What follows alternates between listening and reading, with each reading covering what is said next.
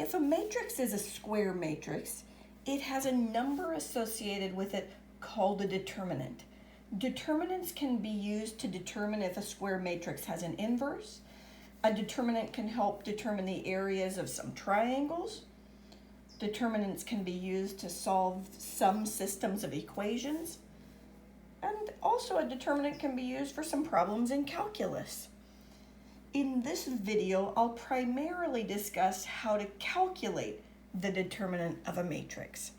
And let's start with a 2x2 matrix. So if A is this matrix, A, B, C, D, then the determinant of the matrix, and by the way, we have various notation for it, the determinant of A, which can be written like this. It looks like the absolute value of A, but that is definitely not what we're talking about. You can use that notation for the determinant of A, or it can look like those vertical bars are around the entries of the matrix. It could look like this. It's calculated this way. It's AB minus, AD minus BC. So sometimes we say that it's the difference of the diagonal products that is the determinant. So it's this product, AD minus the product of these two, BC. So let's jump in and practice with a particular problem. Let's say that the A is this matrix, 1, 9, negative 11, 16, and we're going to find the determinant of A. So we know the determinant of A, and remember the result is just a scalar, it's just a number, is 1 times 16, so the product of these two entries, minus the product of these two entries, 9 times negative 11. So we have 16 plus 99, which makes the answer 115. Let's do another one.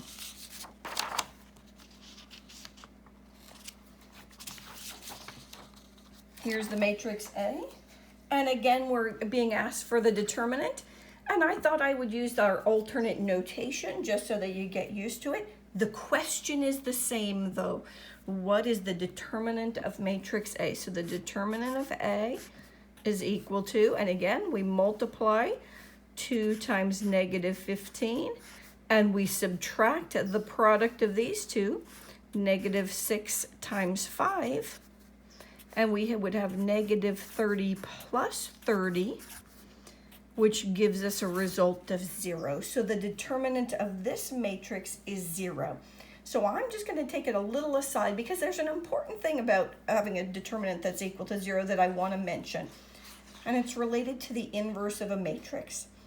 Let me remind you that the inverse of a 2x2 matrix can be determined by using your elementary row operations, but we also have a formula for it. And if this is your matrix, this is our formula for the inverse of the matrix. But notice this AD minus BC is the determinant of the matrix. So we could write the formula this way. It's 1 over the determinant of matrix A times D opposite of B opposite of C A. Well, what does it mean if the determinant of A is equal to 0, as in this case? It would mean that the inverse is equal to 1 over 0, and I come to a screeching halt. It doesn't even matter what's coming next. We know 1 over 0 is undefined. So it turns out if the determinant of A of a square matrix A is equal to 0, then A does not have an inverse.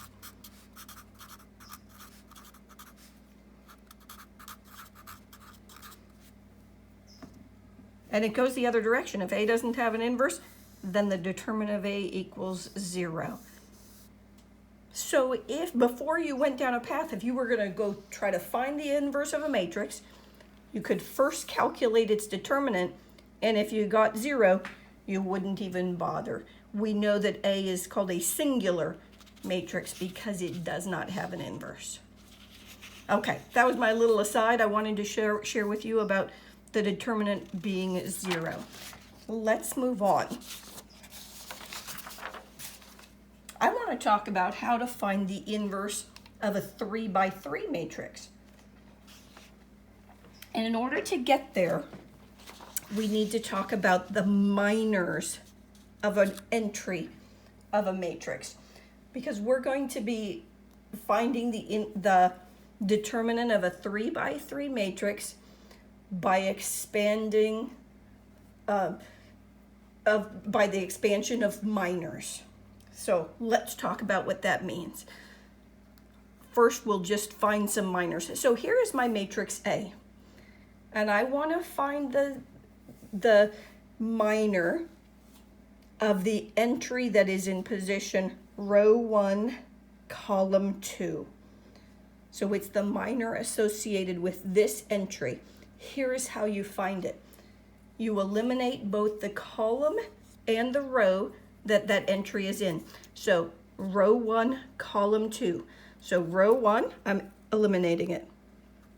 Column 2, eliminate it. So I have these two entries as my result. They get put together as a 2 by 2 and calculate its determinant. So the minor about that entry would be the determinant with 4, 7, 2, 9. We know how to do that now. We would multiply 4 times 9. Subtract 7 times 2. So we would have 36 minus 14, or just 22. Let's do the next one. We're going to find the minor when we expand about the entry that is in row 3, column 1. So row 3, column 1 is right here. We're expanding about the entry right here. So we're eliminating that row and that column, and we're left with this. The determinant for 9, negative 2, 1, 7, which is, let's just do the multiplication. 9 times 7 is 63, minus 1 times negative 2 is negative 2. So we have 6 minus negative 2, which is 65. So the minor of this entry that you can't see is 65. Let's find one more. The minor of the entry that is in the second row, second column. Second row, second column, right here. Here are our resulting remaining entries. So the minor is 3, negative 2, 2, 9. We do our calculation. So we have 3 times 9 minus 2 times, oh, did I copy something down funny?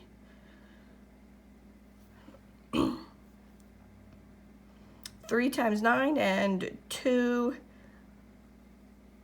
negative 2. So plus 4, right? It's negative 4. I just thought I had an arithmetic mistake. I think I'm all right. So we have 31.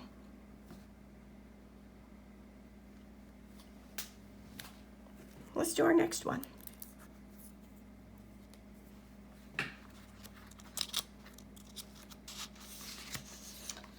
Suppose we were going to find the determinant of this matrix. We do it by expanding by a row, and here's how it works.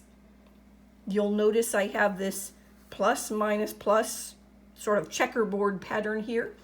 That's used to help us when we're expanding about a row. Because here's how it works.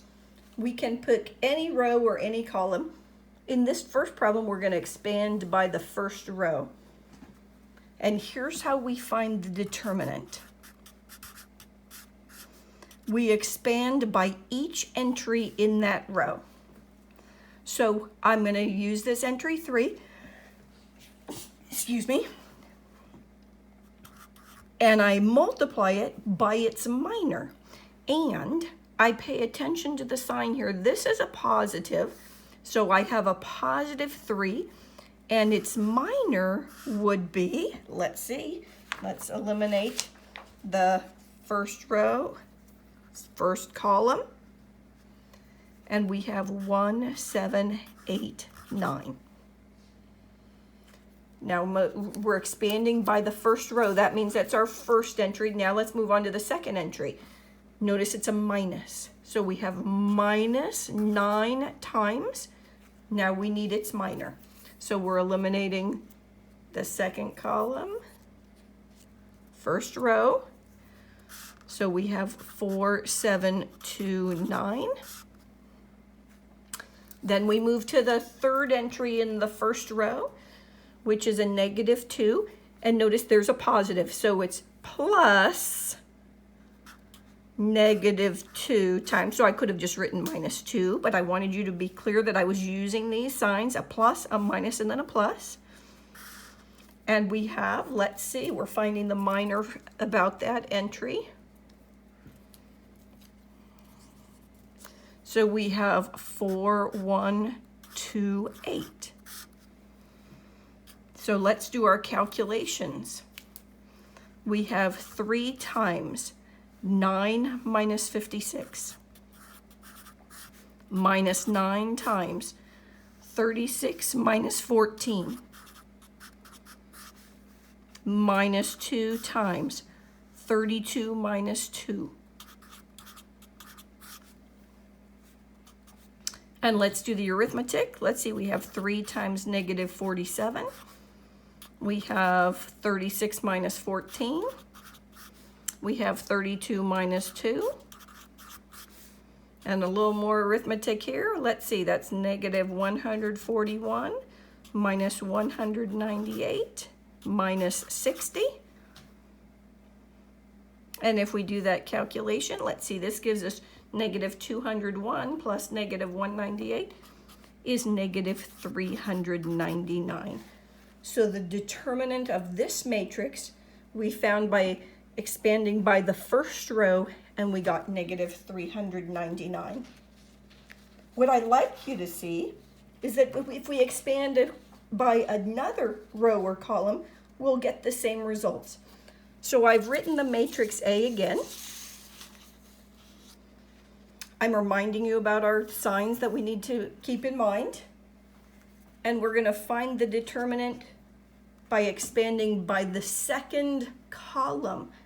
So we're going to expand by this column right here. So let's go, let's do it. We have the determinant of A equals, I'm starting with this 9, but notice it's in a position where we need a negative first. So I have a negative 9 times, now I need its minor. So let's do this. And of course you can just look at it this way, do it with your fingers or just look at it. I'm just making it a little clearer for us right now this way so we can see it. It is a 4, 7, 2, 9. Now for our next entry, we're working down the second column. Remember, now our next one is plus 1 times. Now I'm eliminating this row and this column. So look at our remaining entries. We have 3, negative 2, 2, 9. And then we have minus because we're working down this column. So we're right here. Minus 8 times. Can you see it? These two and these two. Let me put these in again. So we have 3, -2, 4, 7. And we can calculate the determinant now. So here we go. We have -9 times 36 minus 14 plus, that's just a 1, so I don't need to write that. We have 27 minus -4 minus 8 times 21 minus -8, so that's plus 8. And let's take care of the arithmetic. So we have -9 times 22 plus 31 minus 8 times 29. Let's see, that's -198. We still have a positive 31, and we're subtracting, what's that? 232. And we combine these.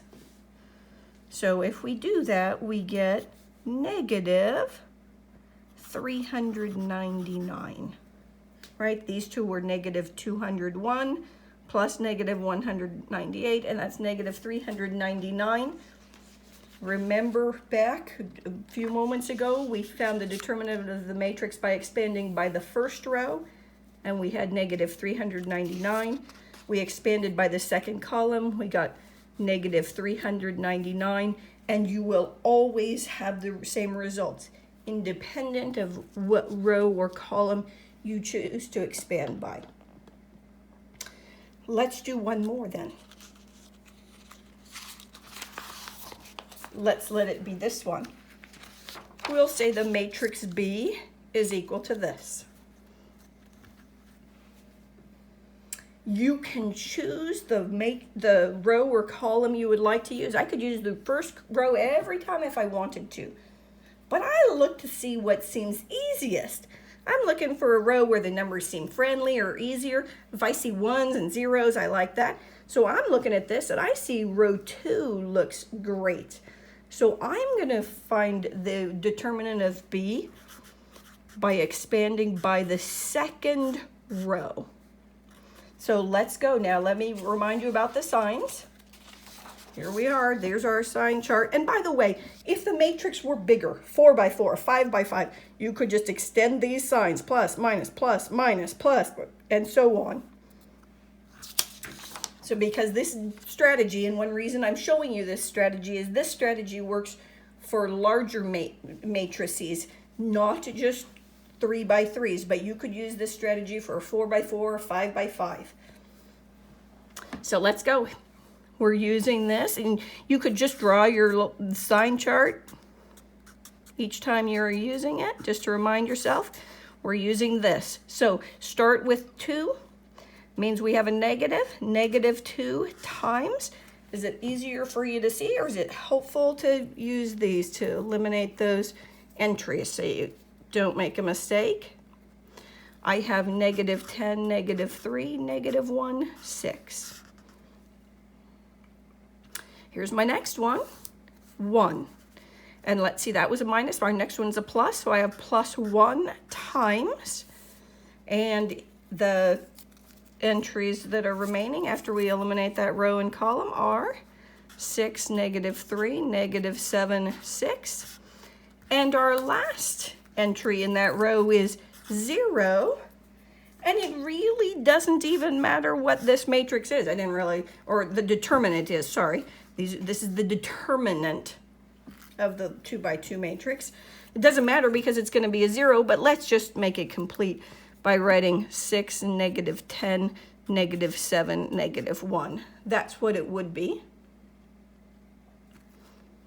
So let's do our calculations. We have -2 times -60 minus, there's a positive 3, so we're subtracting 3, plus 1 times 36 minus 21,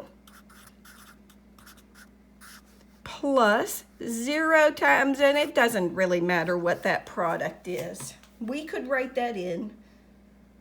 Maybe I will, just so you know.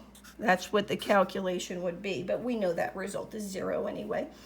So we have -2 times -63 plus 15. That's 126 plus 15. And that gives us 141. So we can use this strategy of expanding by minors for any square matrix when we're trying to find the determinant. I hope you'll go practice finding some, and then you can learn some other strategies on, or other things that you can use these determinants for.